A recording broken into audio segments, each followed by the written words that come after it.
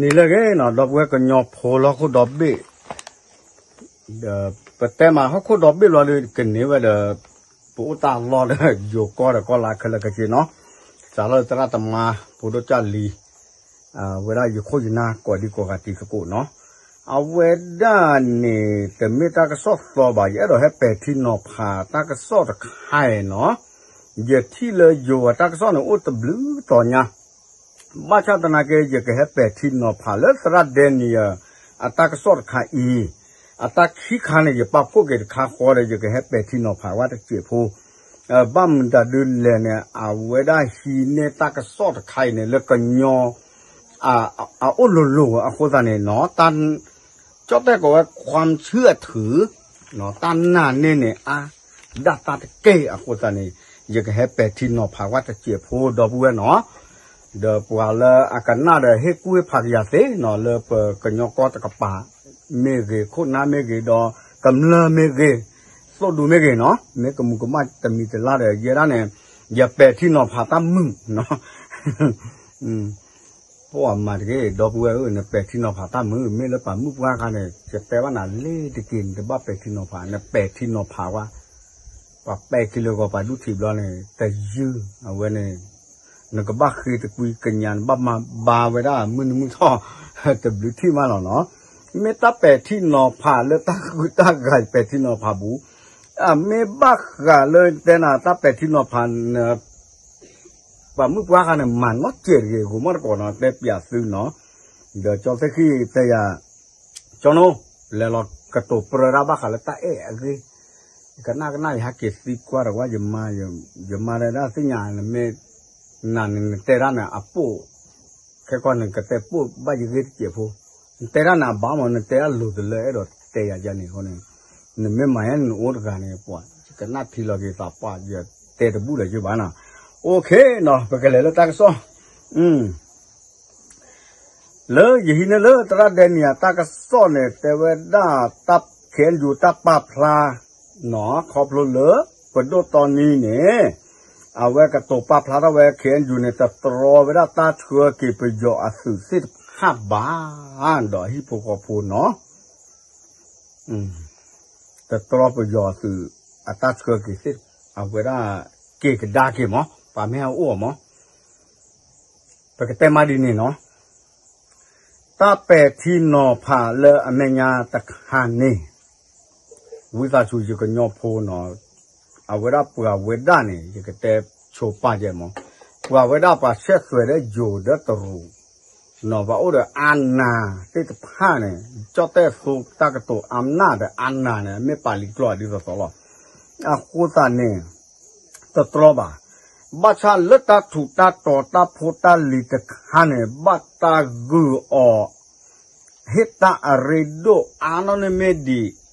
สืบโพสิโพดปากำเนื้ออาสาสมูเนี่ยเนาะเอาไว้ได้โยคนนักบ้าจิตเชวเด็กเกี่ยวละบุรุษตาเป็ดที่นอพาบุรุษก็เติมมาโยจิตเชวจะเล่เนาะโยก็โคตรเวลาโยบ้ากันเลยที่กะก็กะก็ได้มาเริ่มหมอซออัตบ้ากันที่ผ้าหมอเนาะเวลากระทรวงการต่างประเทศเนี่ยแต่เวลาดีแหล่เนาะกันน่าอยากว่าออลือทีวีตากูกับเปิดหลอดที่เราตากชอบเตเวเนี่ยเนาะออลือทีใครเด้อกับเปิดโปรใครหลอดมาบ้านาเกอดอแฮเตปยาวิดอปูดอเวเนาะเดอแฮเฮ็ดเชอร์ตากซอซอแล้วตาเป็ดที่นอพาซอเกจิบัมดูแลกูมันก็ดอปูดอเวสิผ้าเนาะเฮ็ดบายาอาดุมะเนาะยังไม่บ้าเฮ็ดเชอร์เกสุดูเฮ็ดเชอร์เกสุตะละบ้าอยู่ต้ามูจุใหญ่เนาะตาลาอะไรดูตะคาเนี่ยโอ้ดาเทตาเชอร์เกเชวานี่เนาะตากาเขิดโอ้เนาะจะมีบ้ายากว่าเลยตราเดนียตากสอเนาะเม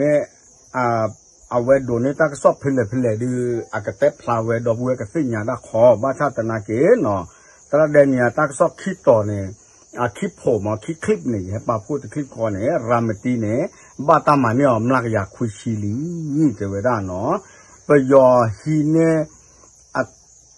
เปิดเตจเลยเนาะไปยอเนี่ยก็คุยสู้กับตาถูกตาต่อเนาะแต่โชกุโม กว่าที่เวกว่ากำเนิดผัวศาสตร์มูเดออับกับสุผัวศาสตร์มูเนี่ย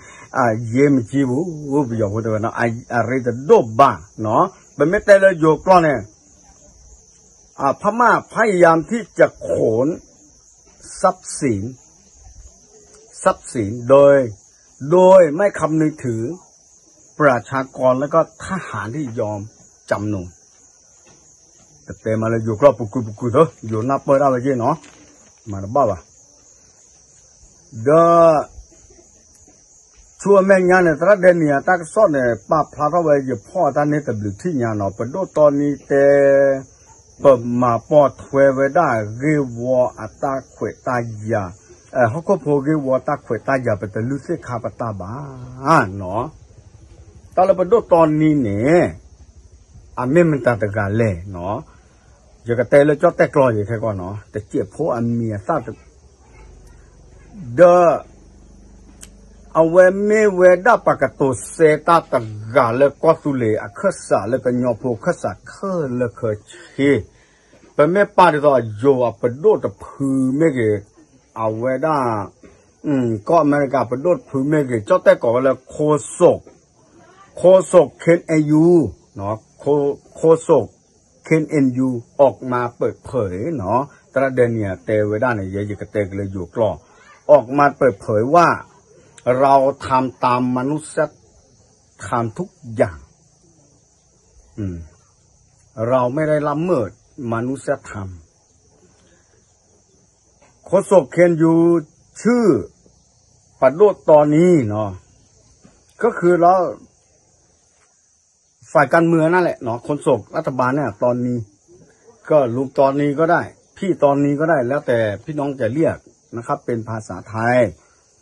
เขาก็ออกมาชี้แจงว่าเราไม่ได้ห้ามอะไรเลยกับทหารที่ยอมจำนนทั้งหมดแต่ตัวเขาเลือกเองเราปฏิบัติกับเขาตามหลักมนุษยธรรมทุกอย่างแล้วก็สิทธิมนุษยชนอยู่ในหัวใจของเรารู้สมมุติว่าโฆษกเคนยูบอกสมมุติถ้าหากพม่าได้จับคนของเราที่ยอมจำนนยอมเป็นเฉลยศึกเนี่ยท่านคิดดูว่าเขาจะปล่อยเลยไม่มีทางครับไม่มีทางโฆษกเคนยูออกมาชี้แจงแบบนี้เลยแล้วก็ไม่ต้องให้คนโศกพูดก็ได้ประชาชนก็รู้ดีว่าถ้าหากคุณยอมจำนนหรือว่าถูกถ้าพม่าล้อมไว้ถ้าเขามีอะไรล้อมไว้แล้วคุณยกมือยกเอาอาวุธไปมอบให้เขาเนี่ยฉันใดเมื่อไหร่ก็ช่างคุณจะถูกทรมานถูกเค้นข้อมูลโจรสุดท้ายคุณจะต้องไม่มีชีวิตที่จะรอดอันนี้คือความจริงบางคนถูกเผาบางคนถูกทรมานจนตายบางคนเนี่ยถูกเอามีดแทงไส้ทะลุออกมาอันนี้คือโฆษกเคนยูไม่ได้พูดแต่ว่าผมพูดเองกับข้อมูลที่ผมพอจะรู้บ้างอย่างนี้นะครับเดี๋ยวจะกลับไปเป็นภาษาปากกยอแล้วเอาไว้ได้เปิดกันยอคัสสาเปิดด้วยตอนนี้เนี่ยไม่ไว้ได้ปากกตัวเซตาตังกาเลยเปิดกันลึกกันยอเขียนอยู่คัสสาทอดเตะพลาทอดไว้ที่สอนตระเดนเนี่ยตักซ่อนเตะไว้ได้เปิดเมฟเปิดสูไว้ได้เขาควบผัวตาเขวตาหยาดอกบัวและตุสูข้อสูสารตาดื้อขึ้นข้าเนี่ยประกวดถวยเอาไว้สิเนาะปัตมามาซอเอาไว้สิบ้าเนาะดอกเปลเกี่ยวเอาไว้สิเขินเลยหล่อบ้ามตัดดิเลยแล้วเอาไว้สิคือเธอกี่บ้าตัดสิกว่าอุราเวเอาไว้สิเนี่ยสิยาวไว้เลยคือแต่พื้นเลยไม่โซตาดื้อไม่เกิดแล้วเนี่ยกับบ้าตาสิญอจ่าเล่ลาปุกวิเนี่ยสิยาวไว้เนาะบ้าตามาสิญอแต่เปียนาขอละดอกเลยแต่บ้าตามาสิบ้าแต่ดูเนี่ยแต่ที่พูดที่มาที่บูที่ตีบ้าเอาไว้เนี่ยไม่ไปยอมไม่ออนไลน์เอาไปดูตาสิญอเลยเอาไปสุพลาตุสุตาดื้อขึ้นผ้ากอคนเนี่ยปะกันยอโพประกอบมาเลยเคนยูทีเคทีเอลเอเนาะเอาไว้ได้กันยอตาทุกเพลสมือดูเนี่ยเอาไว้เสียโอ้ดอกเขาคุบโพ อัตตาขวยตาอยาสาลาปูผ้าที่ฉายเนี่ยบ้ามตาดิเลยเหรอจะก็เป็ดที่นอพาจะเตอที่นอบ้ามตาดิเลยเหรอไปยอก็บ่อยู่แฮดอตะเกบาเลยเดี๋ยวแฮไว้ตะบูเลยซื้อกอบานอแค่ก้อนเนี่ยแฮตะบูเลยบาอาเกเนี่ยก็เตนอร้อนนี่เนาะคมโยที่คิดก็คิดบิเนาะแต่ก็เตมาจานี่ดีต่ออยู่เตเลยคลิปละปุกุยนี่เนาะที่คิดก็คิดบิคำถามที่หนึ่งทำไมถ้าพม่าที่ยอมจำนนเนี่ยไม่กลับไปอันนี้คือข้อที่หนึ่งแล้วก็ข้อที่สองก็คือทำไมไม่ถูกพากลับไปอันนั้นคือข้อที่สองที่ผมอยากจะมาวิเคราะห์ข่าวตรงนี้ที่ออกมาข่าวตรงนี้ได้เผยแพร่ออกมาทาง YouTube ชายนอนของโดไดเนียนเพราะฉะนั้นผมจะยกประเด็นตรงนี้มาวิเคราะห์แล้วก็มาสับให้มันละเอียดหน่อยก็คืออยากจะให้พี่น้องเข้าใจแต่ว่าส่วนใหญ่เนื้อหาจะเป็นภาษากะเหรี่ยงเพราะว่าผมพูดภาษาไทยเนี่ยไม่ค่อยถนัดเท่าไหร่ถามว่ารู้ไหมผมรู้ศัพท์อะไรผมรู้แต่ว่าในความเป็นกะเหรี่ยงของผมไม่ถนัดจริงๆเนาะศัพท์อะไรจะผมติดตามตลอดแม้กระทั่งการประชุมรัฐสภาหรือว่าการข่าวอะไรของไทยเนี่ยผมติดตามมาโดยตลอดเกี่ยวกับการบ้านการเมืองแล้วก็แม้กระทั่งสำนักข่าวไทยผมก็ตามติดแล้วก็ follow ครับตลอดเวลาเพราะฉะนั้นเนี่ยแต่อย่างว่านี่แหละถ้าจะถามผมเป็นภาษากะเหรี่ยงศัพท์มันได้แต่ถ้าจะให้พูดเป็นภาษาไทยผมยอมรับว่าผมไม่โอเคสักเท่าไหร่นะครับพี่น้องวิชาชูน้อยจะกดดันก็กำมาเจวิชาชู KNLA เนาะเอาไว้เนี่ยเมื่อเวลาตามันเนี่ยมาข้าเลยตาล้อเขาก็ว่าเว้เนี่ยดอโอเวด้าเลยประเทศดีเลยตักว่าที่กว่าชาติสมีสมอปูดีบ้าชาตินาเกปูกาลาเฮลอตาปยอสุเสพาลาปาลาสุกุเวเสตฮานี่เวลาดูนี่เวตักว่าถวยแต่บ้าตามามาหนาวบ้าเนาะบ้าสิญญาจันนี่ปปว่ากันย้อนโอ้เดี๋ยวสู้สายยี่หล่ออักลึกเชื่อคลึกก็คลึกที่คลึกก็ยี่หล่อปกันย้อนพูดขึ้นแล้วเนี่ยตากูบ้ากูเส้นเนี่ยเท่าไหร่ทอพายยี่ผ่าทอลีตะหนอเลยที่ปุกก็ปุตะหนอเลยก็เคลอหนอตะหนอเลยก็เจ้าเต้อัตนาเปิ้ลเนี่ยตะหนอเนี่ยรวยชูโยแม่ญาติโอ้หนอปกติมาดีเนี่ยเนาะอัตเกโอ้หนอหล่อชอตาเปิดดอกบัวกันย้อนพูดเลยโอ้เลยก็เสบ็ดเบ้เนาะตาแล้วตาเนี่ยคู่เนี่ยปปว่ากันย้อนอักษรเลยประดูตอนนี้เอาไว้ไม่ปากตัวเสดาโคศก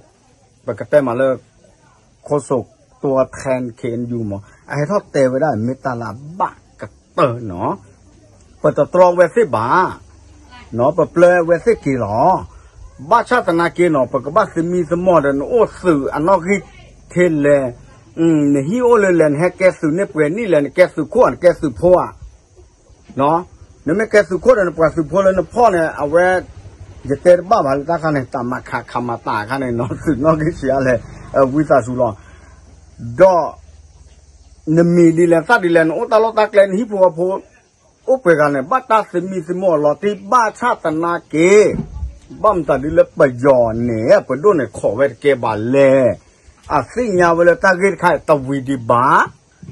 ดอเอาไว้เช็คกรอไว้ได้เด้อโยเปิดดูกันน่าไม่ทีหนออยู่ตาเป็ดทีหนอพาเลยจะนอกกระจายหรอเช็คกรอไว้ได้โยเปิดดูเนี่ยคลิสดีนอกก็เนี่ยกับบ้าสัวตาเชกตอกับบ้าไม่เสียเนี่ยกับบ้าเชื่อเขาว่าปลายให้กับโตตาเด้อ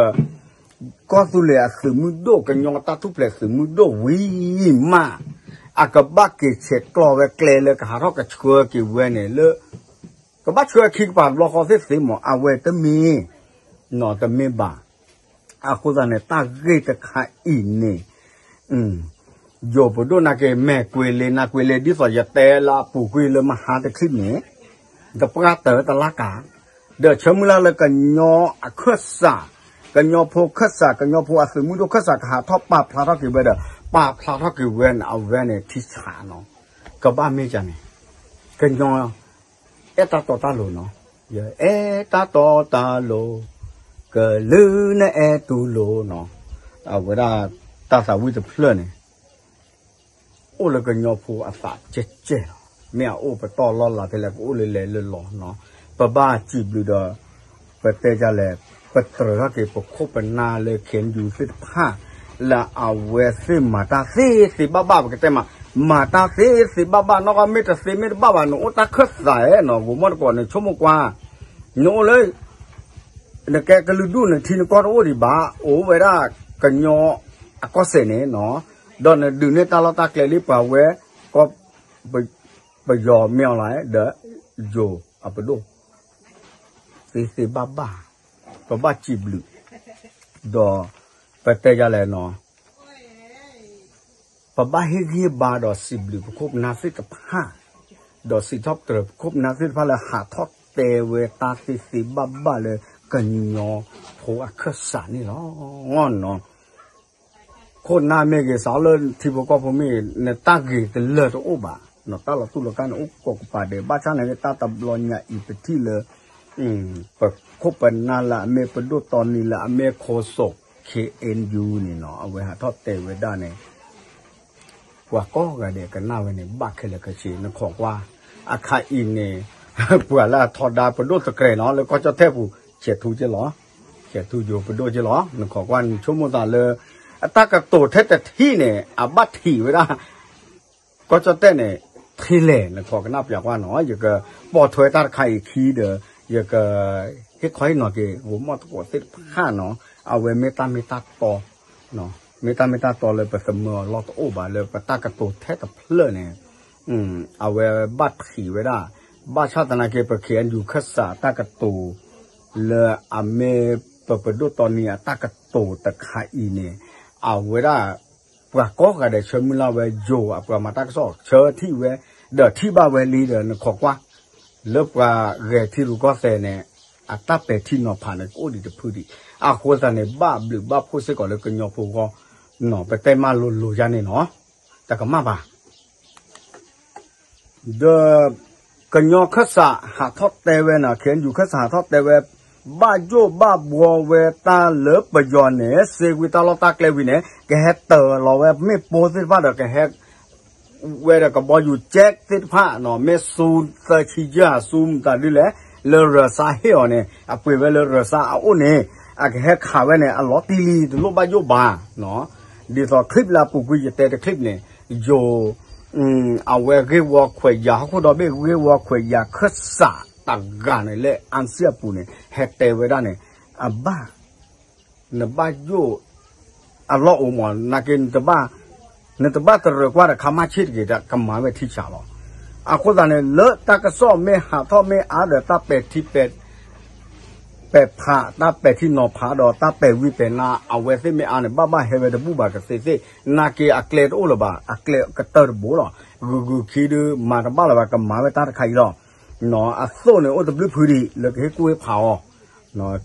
ต่ไปอีกวันนึงบ้านเนาะไม่โจเนี่ยโอ้เลยตาเคสาหรอตูหล่อดอลูปอาซาประเทศไทยเป็นกลางถ้าจะพูดถึงประเทศไทยเขาเจ็บยอมเจ็บทุกอย่างจริงๆครับทุกประเทศต้องคำนึงถึงผลประโยชน์การค้าชายแดนอะไรประมาณนี้เขาทำเพื่อประโยชน์ของประเทศชาติประชาชนทุกคนก็รู้นะครับแต่ว่าหลายอย่างที่วันนี้ที่กลุ่มติดอาวุธโดยเฉพาะเคนยูออกมาให้ความเห็นแล้วก็ชาวบ้านอะไรต่างๆออกมาเขาเรียกว่าแสดงความเห็นให้กับสำนักข่าวหลายช่องมากมายไม่จะแตกต่างกันไปอันนี้ผมไม่พูดนะครับในฐานะที่เป็นคนไทยคนหนึ่งก็อยากจะชื่นชมประเทศไทยที่เขาเป็นตัวแทนทำตรงนี้อย่างดีที่สุดแล้วแต่บางสิ่งบางอย่างที่จะนำกลับเฉลยศึกแล้วก็พร้อมถ้ากับครอบครัวตรงนี้มันไม่ชัดเจนสำนักข่าวก็ต้องถาม แล้วก็เคนยูก็อยากจะได้คำตอบตรงนี้ไม่ใช่เฉพาะเคนยูหรอกครับกลุ่มติดอาวุธทั้งหลายที่ต่อต้านเผด็จการเมียออนไลน์เขาก็ต้องการที่จะได้ยินคำตอบของรัฐบาลไทยเช่นเดียวกันครับโอเคแปดที่นอพาราเดดอปูดอเวนอตาเลแปดที่นอพาราเดกับปลีเวลาคู่อัคลนักเดเฮเฮกิบาเดยเตดีเลมอเคกิญาเลดอปูเฮคู่กดายาจีเนาะดอตระเดเนียตักซ้อนเนเตเวดาเลก็ตุเลเอ็ดโดปาพลาท่อเวเลปเตยาเลก็เสือคู่กระเรประกอบเลยอยู่กลอนในนาชาติดอกันยอก็ตุเลเขียนอยู่เนี่ยแต่ที่คือเวดอแต่เฮกิเฮบาเวดาปัวละเซตาโซตากมอเลปัวตวอพคือเทววิลีเดเซตาโซตากมอนี่บ้าเป็นเมตเตดีเนี่ยเดบ้าเวกจากคนที่เป่าเป็นเมเก็บไปอยู่ก่อนมั้งปุ๊ที่ก่อนบ้ามากกว่าจานี่จีเนาะนักเกลือก็กุญญาเวผาดุผาลีมั้งก็กุญญาเวผาดุผาลีแต่เมกุญญาชิบ้าคนตาเนี่ยตาเกใครเมตตาตอนเนาะปูกุยเนี่ยกันยอโพไปแต่มาเล่เขียนอยู่เนี่ยแหละมาตาปตือเวลาตั้มมาตั้มมุจคือเดไปยอไปดูสาทอผีตาคือเทวีอาญาล่าเนี่ยเอาไว้เนี่ยตาเสพหาไว้ได้เนี่ยไปกันยอกันลือเลยเม็ดไปก็มาเลยเคเอ็นยูหรอไปก็แต่อัพเดทจะเตะบ้านอยู่เคนแอยูเนี่ยเอาไว้หาทอปลาพลาวเลยตาก็ซ่อนเลยตาหล่อเลยตาเฉดเสื้อเนี่ยนี่เป็นแต่ไม่เป็นแต่ยันนี่มันเนาะตาหล่อเลยประมาณตะกูเนี่ยเวลาไปยออัปปะโดละไม่อะไรเพื่อพอเนี่ยเพื่อเลิกไผ่เลิกจบลมเลิกเอาเวลาตาสีตาสุตาก็หมดลิ้นนี่หรอเนาะแต่เมก็ลึกดูกาเขบาแต่เมก็ยอบาเมเวดาไปยอไปโดแต่เพื่อเลยโดสุกุมพอเนี่ยกูเวตาหล่อสิแต่5 คนตาเนี่ยประตูหลอดแต่สิบ้าเดี๋ยวไปกับบ้าแกชัดเปิดเชื่อเลยปะปากกันลือได้เวเอาก้อนนี่หรอเอาเวเนี่ยเนาะเอาเวลาเนี่ยจะหินเลยตราเดนียตากระสอบเนาะตาไปแกกันยอพอดีสอเดี๋ยวเวดูนี่ตากระสอบใครเลยกันยอคนเนี่ยจะกระเตะบ่อตากระสอบขี้เลยแกให้เป็ดที่นอพาตันนอเนาะไม่บ้าแกกับมาแกดูดอกเวกว่าดอกกันหน้าแต่สิ่งยาหรอเกลือสาวายากิมะเนาะตากิตาเกิดใครขอดีแต่ที่ดีโอ้ดีที่เลือกเกลือสาวโดนอะไรนี่ดอกเวเซดอกว่ามาตากซอบโพเนจ่าเวด้าปดตอนนี้เนี่ยเนาะแล้วขัดสาเลยประกอบมาแล้วเพื่อให้เตเวด้าเตเซตาขัดสาเนี่ยเราไปยอกันมาตั้มมันนื่นแหละเนาะถ้าผู้ไปทายก็นักข่าวก็ถามว่าอย่าให้พม่าเป็นอย่างไรหรือว่ากระทำอย่างไรท่าทีของพม่าเนี่ยอยากจะเห็นอย่างไรแต่ผู้นำเคนยูตัวแทนเคนยูโคศกเคนยูก็ออกมาบอกว่าอยากจะให้พม่าเนี่ยถอนกำลังออกจากพื้นที่ทั้งหมดถอนกำลังออกจากพื้นที่รักกะเหรี่ยงทั้งหมดที่จริงมันไม่ได้ยากนะครับพี่น้องมันไม่ได้ยากการปกครองเนี่ยเพียงแต่ไม่ออนไลน์เขาบ้าไปเองนะครับตากตาเคโตบ่าครอบครัวเลยไม่ออนไลน์ตาฮิโซฮิกมอดาตาปลุตากรอคนเนี่ยเกทเวตาดุตายาเดบัตถิบัตโดเวดาปัวดูโพปัดวอโพปัดที่โพก็โพเลยอาเกปัวมือชิมือก็โพสิพานี่หรอดอตาทุเพลสมือโดเนี่ยก็บ้าคือก็ยาวเวที่โพก็โพที่สอนเลยก็บ้าตรอเชยกี่สิก็ตาอุตาโชลก็ยอก็เสียสิก็เอาไว้เนี่ยไม่ตาเลยปรากฏที่ก็กันเดบ้ามาเวบ้ามาเวปกติมาเวบ้าตะการเนี่ยปกติเลยปกติหาวอเนาะปกติมาเวดีเนี่ยโคตันนี่เนาะตากระสอดปะพลาเท่าเวเลยตามมันเนอสิตะผ้านี่คอมโยตาทีตาตอนเนี่ยเหลือคือตาอีหลอกกว่าละดีก็ยอพัวคือมือดูดีเนาะภาษาคือได้กันเนี่ยดอกเวสิเนาะดอตักสิกว่าเนี่ยโอ้ดอกเวที่ดอกเดเวด้านักป้าหลอนสาเลตาเคสาคอมโยเลเนี่ยตาป้าหลอนสาเนี่ยเอาไว้สิกว่าเวด้าไปแต่ยาเลยโยอัปโดเนาะ อยู่ปดูเลยเข็นอยู่ปดูคิดป่าเล่เนาะนั่นก็โอ้แล้วตาข้าตาเสียดีแล้วดีต่อเลยนั่นก็ไม่พอละดูตัวควบเปลี่ยนไปกับเตะหรอกว่าหมอยังไม่เตะเลยอยู่นะแกว่าก็ไม่เลยอยู่ใกล้ตาบ้านเนาะอย่างพวกนั้นเนี่ยจะเตะยอเลยปากกันยอกล้อเนาะเดี๋ยวปากกันยอข้าสารให้รับเตะเวใจปตันจวนนอนนอตเจ็บบาเลยไปยอไปดูเนี่ยก็มาช่วยตารอเนาะตารอแต่มีลารอเว้นแต่มีลาก็มาเลือเปื่อยเว้นเนาะแต่มีบ้าคนโศกเขียนอยู่ออกมาเปิดเผยเนาะออกมาตอบคำถามนักข่าวทั้งหลายว่าจะวางตัวเป็นกลางอย่างไรแล้วก็คำตอบก็คือเราไม่เคยเชื่อเลยว่ารัฐบาลพม่าเนี่ยจะทำตามข้อตกลงไม่ว่าจะเป็นกรณีใดๆมันไม่เคยเกิดขึ้นในประวัติศาสตร์อยู่แล้วอันนี้คือคำตอบที่มันจะต้องกระแทกหัวใจของคนไทยบ้างกระแทกหัวใจของผู้ที่สู้รบกับพม่าอันนี้เป็นเรื่องจริงนะครับแล้วก็นักวิชาการต่างๆแม้กระทั่งในประเทศหรือว่าฝ่ายความมั่นคงซึ่งเป็นรั้วของประเทศไทยของเราเนาะก็น่าจะรู้ดีกว่านี้แต่ว่าข่าวตรงนี้ผมออกมาวิเคราะห์ให้มันเป็นภาษาไทยบ้างภาษากะเหรี่ยบ้างก็แค่นั้นเองครับดอตคาดเนี่ยเลตระเดเนี่ยตักซ้อนเนี่ยแต่เวดับกว่ามาตักซ้อโพสิฟันโอ้ขอกว่าเวเนี่ยเลตนี่เนี่ยก็บอกอยู่แค่โจกไปยอเอาสื่อละตุสุข้อโซสันเนี่ยแต่ยืนน้อยทอดแต่เปิดทอดบ้าแต่เวด้าเนาะเดอไม่เนี่ยสิกว่าดอเลยเอาเวด้ากันยอขึ้นสารแต่เวด้าแต่ดอกเก็บบ้าเตอร์ขันเนี่ยอาร์เกตดอกเก็บเขาเลยเก็บก็ได้เก็บล็อกขี้บ้าไม่เก็บเนี่ยดีต่อแต่ละข้อที่เนี่ยก็บ้านดูตากันมาขี้คาร์ขันเนี่ยเนาะบ้าตาสิมีสมอตัววีดีบ้าขอบเลยไปยอไปด้วยเนี่ยฮีโชเวด้าตาเขวตายาตะไคร้เนี่ยดีส่วนเลยอักกับแม่คือเนี่ยว่าคุยควบหรือที่ปีควบคุยควบเอาไว้ขี้ลาอักโคตาเนี่ยเนาะเอาไว้ฮี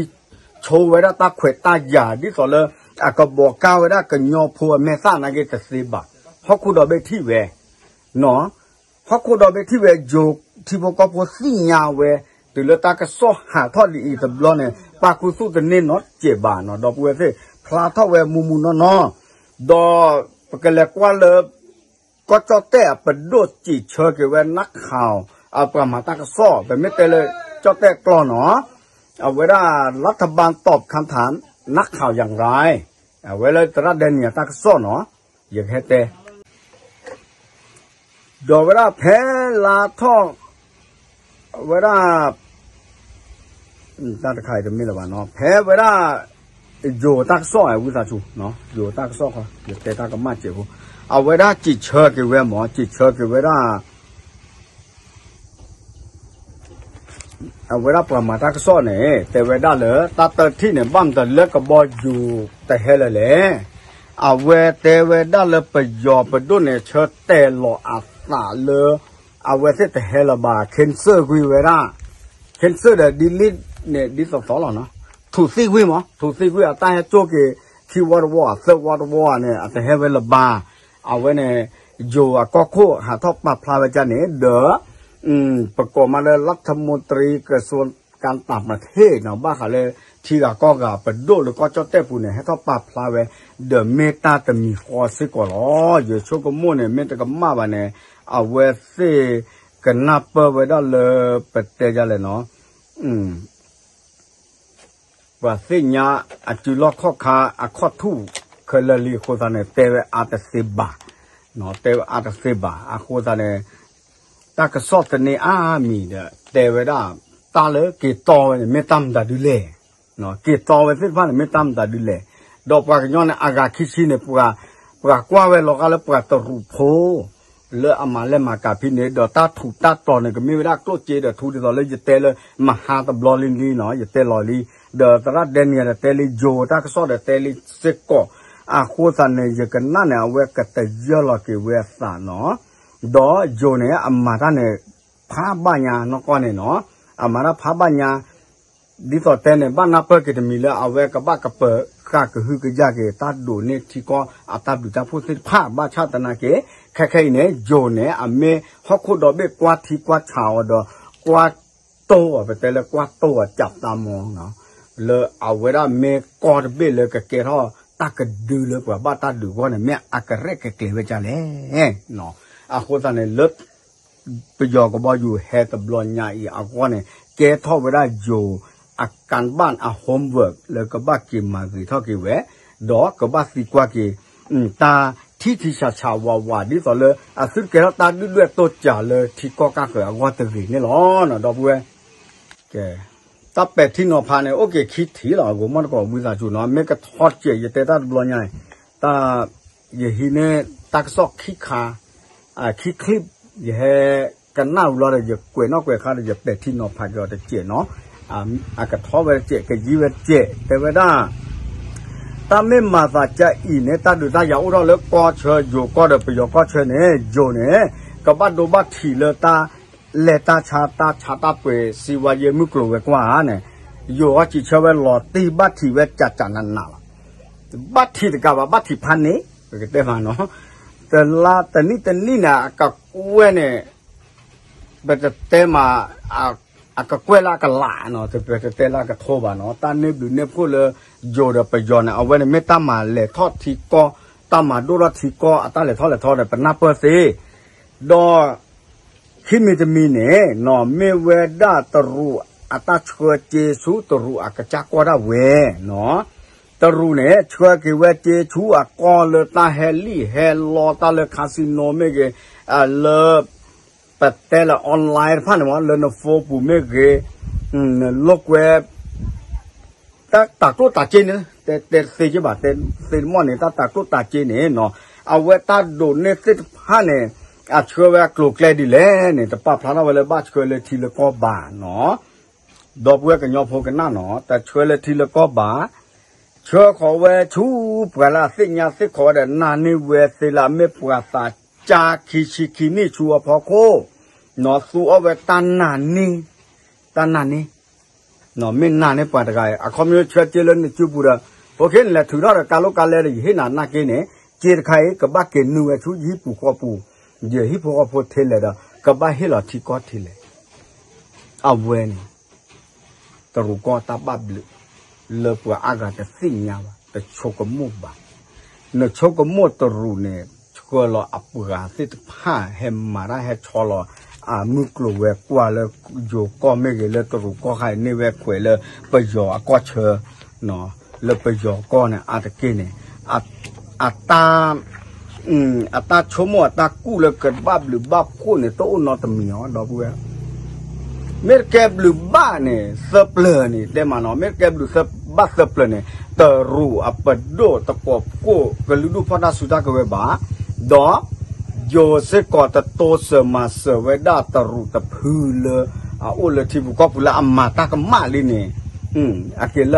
ก้อนเนี่ยตากมาโอ้ว่าบ้ามตาดิเลยเมตามาบลูเสกอที่ก้อนนี่หรอเอาไว้ในเมตาดุจะฆ่าจอดได้ว่าเป็นสงครามทางเทคโนโลยีที่จีนกำลังใช้อยู่อาเกตาดูคาเลเทคโนโลยีตาดูเลยตรุเนกดูเวลาฮอกขุดดอกเบี้ย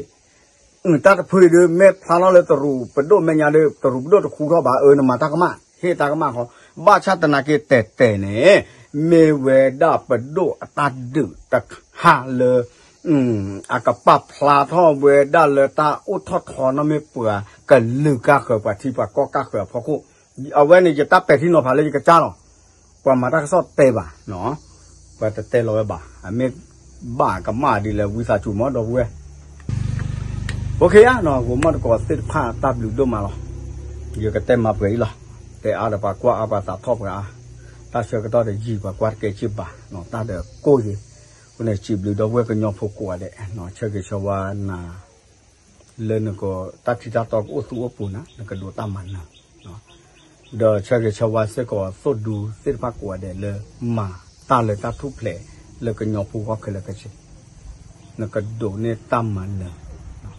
ตัดที่ตาต่ออยู่สิ่งยาวเลยมีอะไรโซกมอกระหล่อพวกวิดาตา มาเกลิมากีเท่าดิ